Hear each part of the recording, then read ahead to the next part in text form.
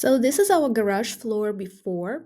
We used the Rust-Oleum floor coating in color black, and it turned out absolutely fantastic. It was our first time doing the floors. We just followed all the directions, and it was relatively easy. We started by sanding the floors, cleaning them, and we spent a lot of time filling up all the cracks on the floor. That's a gray stuff, as you can see all over the floors. I highly recommend to not skip this step.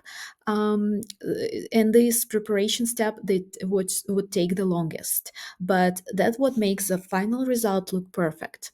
So application process is relatively easy, but you need to work quick because in about 40 to 50 minutes the paint starts to thicken, but it was definitely enough time. So, as you can see, there are two of us, my husband and I. I was focusing on applying the paint with a small brush on the edges, and he was applying it with a large roll in the middle. We sectioned the whole floor in smaller parts because the paint dries really quick, and we painted and we're throwing the flakes as we go. So, as I said, the paint dried really quick, so it's better to use a timer to control the whole process. So for two car garage, we actually used two packages of this paint. I initially bought one, but it's not enough, or the coverage will have some spots in the areas.